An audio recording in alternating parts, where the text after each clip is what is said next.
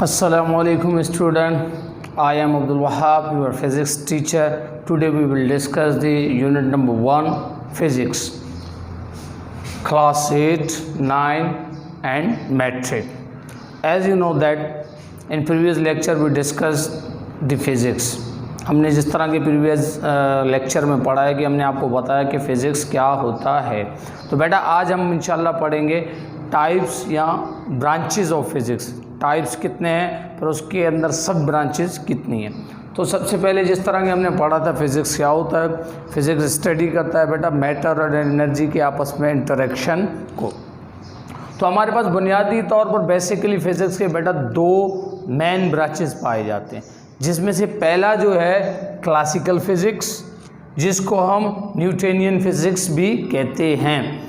अब classical physics और Newtonian physics क्या है बेटा, 18th सेंचुरी तक, क्या 18th सेंचुरी तक जितने भी फ़िज़िक्स हमारी कवर हुई है और जहाँ डिस्कवर हुई है, जितने भी उसके ऊपर वर्कआउट हुआ है, उसको कहा जाता है क्लासिकल फ़िज़िक्स। और इसका दूसरा नाम क्या है, न्यूटनियन फ़िज़िक्स, क्योंकि न्यूटन ने इसके ऊपर काम किया। न्यूटन से पहले जो था गैलीलियो था, जिसने इसके ऊपर काम किया था। इसकी वजह से इसको न्यूटनियन फ़िज़िक्स भी कहते हैं और क्लासिकल फ़िज़िक्स भी कहते हैं। फिर बेटा इस क्लासिकल फ़िज़िक्स में होता क्या है, पहले आपको पता है क्लासिकल फिजिक्स, दूसरा मॉडर्न फिजिक्स। मॉडर्न फिजिक्स की तरफ हम आएंगे, पहले हम आपको बताते हैं कि क्लासिकल फिजिक्स में होता क्या है। बेसिकली बेटा क्लासिकल फिजिक्स के अंदर एवरेज साइज ऑब्जेक्ट्स को डिस्कस किया गया, एवरेज साइज ऑब्जेक्ट्स को डिस्कवर किया गया। मिसाल के तौर पर अगर हम न्यूटन को देखें, न्यूटन ने जितने भी तीन उसके लॉज हैं, first law, second law, third of motions हैं, इसने तीनों के तीनों लॉज किसके ऊपर दिए, डेली लाइफ के सिंपल एग्जांपल्स दिए। या बॉडी को इमोशन की उन्होंने एग्जांपल दी, या किसी चीज़ की इमोशन दी, स्लो मोशन ऑब्जेक्ट की इन्होंने एग्जांपल दी। एवरेज साइज ऑब्जेक्ट थे। ये कब बेटा हुआ, 18th सेंचुरी तक जो भी डिस्कवर हुए चीज़ें, वर्कआउट हुआ, उसको कहा जाता है। फिर बेटा 18th सेंचुरी से लेकर 20th सेंचुरी 200 साल का गैप आता है इसमें। बेटा ये 200 साल के गैप के अंदर जो 150 साल 150 ईयर्स अगो, आज से 150 साल पहले 18th सेंचुरी के बाद ये जो बेटा एरा आता है, इसको हम डिवाइड करते हैं इलेक्ट्रिसिटी एंड मैग्नेटिज्म मेरा। इलेक्ट्रिसिटी एंड मैग्नेटिज्म भी इसको हम कहते हैं, क्योंकि इस 150 ईयर्स के अंदर इलेक्ट्रिसिटी और मैग्नेट के ऊपर बहुत ज़्यादा काम हुआ। जो साइंटिस्टों ने इसके ऊपर साइंटिस्ट ने काम किया, उसमें आपके एम्पियर है, फैराडे है, मच मोर और बहुत सारे हैं, मगर जो फेमस जो अहम आपके पास साइंटिस्ट आते हैं, एम्पियर और फैराडे, इन्होंने इलेक्ट्रिसिटी के ऊपर वर्कआउट किया और मैग्नेटिज्म के ऊपर काम किया, बताया। तो ये जो 1800 के 1800 सेंचुरी के बाद के जो 150 साल हैं, ये एरा क्या कहलाता है, इलेक्ट्रिसिटी एंड मैग्नेटिज्म फिजिक्स कहलाती है, या ब्रांच आप इसको टाइप कह सकते हैं। बाकी पहला इससे जो 18th सेंचुरी तक जितना भी वर्कआउट हुआ है, इसको न्यूटनियन और क्लासिकल फिजिक्स कहा जाता है। फिर ठीक 1800 साल बाद 150 साल इसके बाद जो बेटा एरा शुरू होता है, उसको हम मॉडर्न फिजिक्स कहते हैं। और ये मॉडर्न फिजिक्स किसके बिहाफ पर है, एल्बर्ट आइंस्टाइन। एल्बर्ट आइंस्टाइन के बिहाफ पर इसलिए है कि एल्बर्ट आइंस्टाइन ने एक थ्योरी दी, आपके इल्म में होगा वो थ्योरी क्या है, एम, मैं यहां लिख देता हूं, एम सी स्क्वायर ई। उन्होंने कहा कि एनर्जी बराबर है इसके, यानी मास स्पीड ऑफ लाइट के साथ ट्रेवल करेगा तो वो किस में कन्वर्ट हो जाएगा, एनर्जी में। अब मॉडर्न फिजिक्स क्लासिकल फिजिक्स से डिफरेंशिएट किस तरह है, क्या फ़र्क है इन दोनों में बेटा? फ़र्क ये है कि जब हम मॉडर्न फिजिक्स में आते हैं तो मॉडर्न फिजिक्स के अंदर वेरी स्मॉल ऑब्जेक्ट्स और पार्टिकल्स को डिस्कस किया गया। यहाँ पर हमने क्या किया, लार्ज और एवरेज ऑब्जेक्ट्स को डिस्कस किया। इसके अंदर हमने बहुत बारीक चीज़ों को डिस्कस करना शुरू किया, जिसके अंदर पार्टिकल्स हैं, एटम है, न्यूक्लियर है, प्रोटॉन है। तो इन चीज़ों को जब हमने स्टडी किया फिजिक्स के अंदर, तो ये मॉडर्न फिजिक्स कहलाई, जिसका बुनियाद किसने रखा, आइंस्टाइन ने स्पेशल थ्योरी ऑफ रिलेटिविटी हमें दी। उन्होंने कहा कि एनर्जी टोटली कन्वर्ट हो, एनर्जी आपका बराबर है mc स्क्वायर के बगैर। मास एनर्जी में कन्वर्ट हो सकता है और एनर्जी मास में कन्वर्ट हो सकता है। अभी तक ये प्रूव हुआ नहीं है, मगर उन्होंने एक थ्योरी दी। जब फर्स्ट टाइम उन्होंने थ्योरी दी तो लोग इनके ऊपर हंसने लगे, मगर जब आहिस्ता आहिस्ता दौर तरक्की करता गया तो उनके बाद के हकाइक सामने आते गए।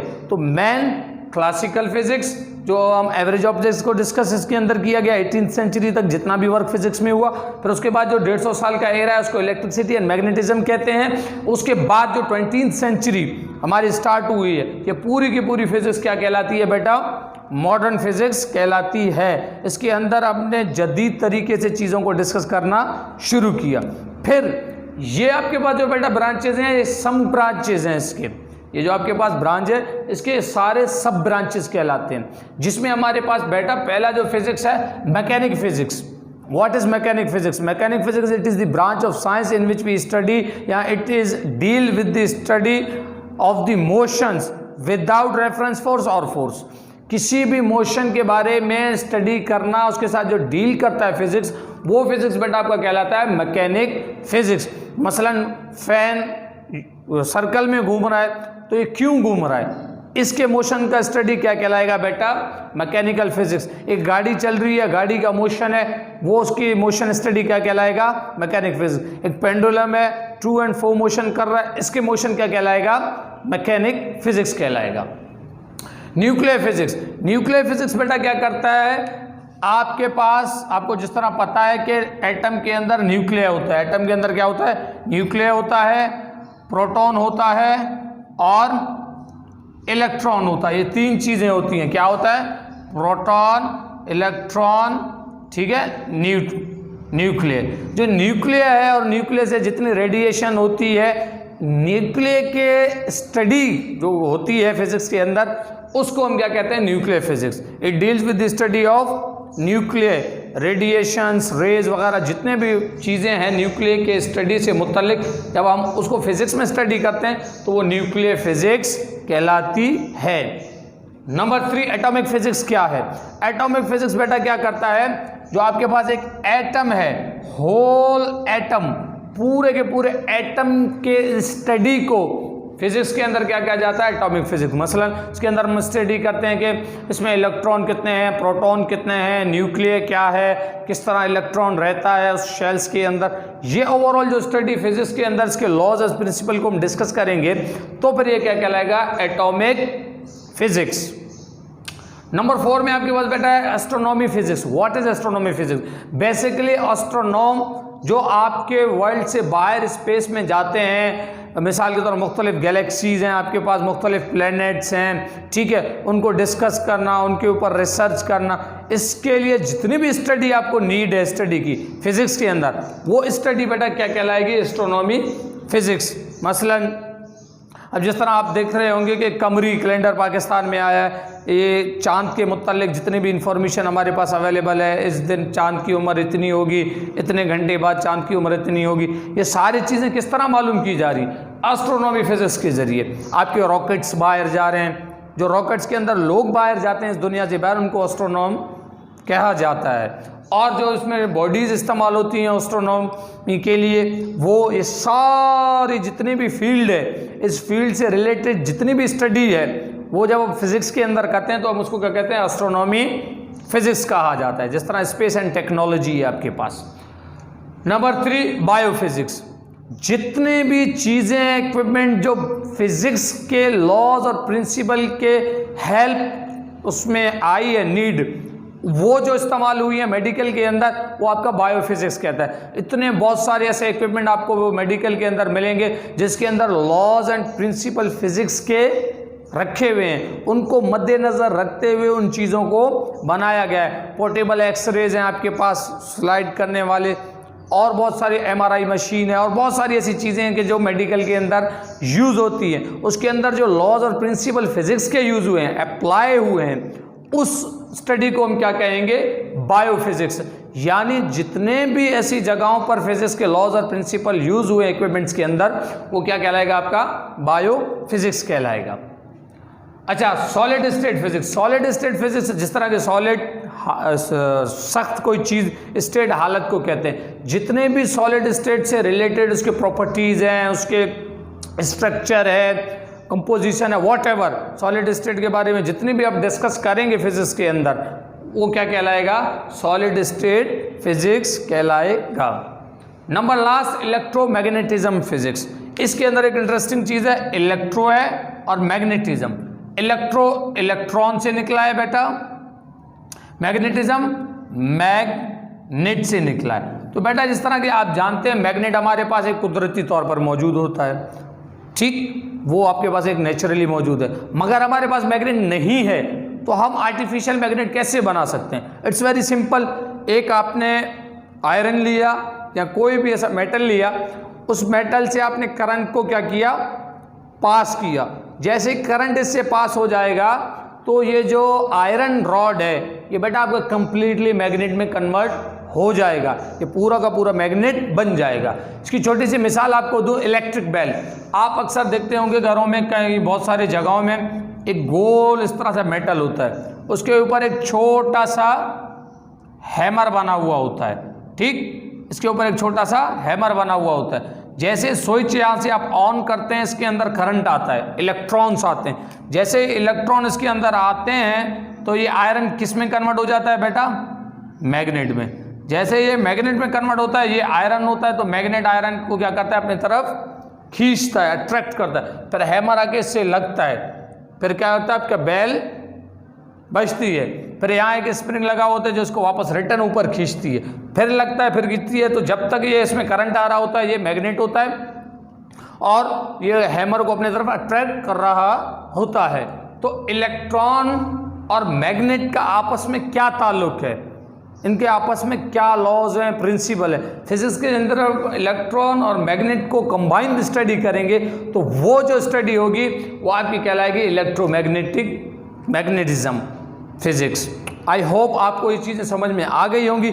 जस्ट फॉर रिव्यू आपको एक दफ़ा रिपीट कर देता हूँ, गो थ्रू करता हूँ जस्ट बहुत आसानी के साथ। क्लासिकल फिजिक्स क्या है? क्लासिकल फिजिक्स जो इंसान की पैदाइश से लेकर 18th सेंचुरी तक जितना भी डिस्कवर और वर्क हुआ फिजिक्स के अंदर वो क्लासिकल फिजिक्स कहलाता है। और इसको न्यूटनियन फिजिक्स इसलिए कहते हैं कि न्यूटन और गैलीलियो ने इसके ऊपर बहुत वर्कआउट किया, तो इस वजह से इसको न्यूटनियन भी फिजिक्स कहा जाता है। इसमें होता क्या है? ये एवरेज ऑब्जेक्ट्स को स्टडी करते हैं स्लो मोशंस के साथ, डेली लाइफ के साथ। इसके अंदर कोई डेप्थ के अंदर छोटे लेवल पर नहीं होता स्टडी।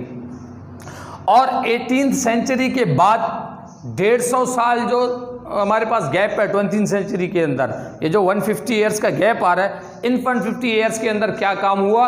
इलेक्ट्रिसिटी और मैग्नेटिज्म के ऊपर बहुत ज़्यादा काम हुआ। तो इस 150 सालों को हम किनसे एट्रीब्यूट करते हैं, मंसूब करते हैं? इलेक्ट्रिसिटी एंड मैग्नेटिज्म, ठीक, एरा।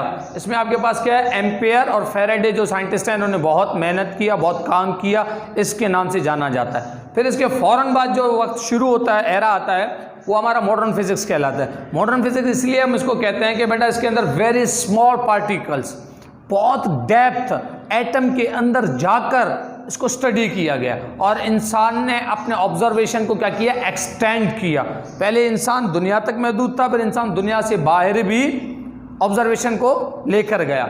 इसका मैं आपको मिसाल दूं, आइंस्टाइन ने जो काम किया, energy is equal to mc² की जो मैंने आपको एग्जांपल दी है, ये आप सल्लल्लाहु अलैहि वसल्लम के वाक़ये से भी रिलेटेड है। आइंस्टाइन ने बेसिकली कहा कि एक बॉडी ए है, एक बॉडी बी है।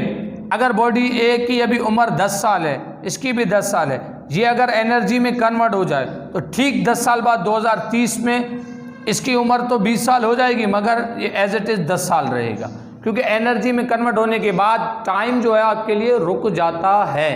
तो आज वसल्लम ने जो सफ़र किया था आसमान के ऊपर बुर्राक के ज़रिए, बुर्राक अरबी में कहते हैं कि बिजली, ठीक, रफ्तार, तो वो जो सवारी आई थी वसल्लम जो उसके ऊपर बैठे तो बिजली की रफ्तार से वो सवारी चली, तो आपके लिए भी वक्त रुक गया। आइंस्टाइन ने इनडायरेक्टली आप सल्लल्लाहु अलैहि वसल्लम के मेराज के वाक़ये को प्रूव किया यहाँ पर।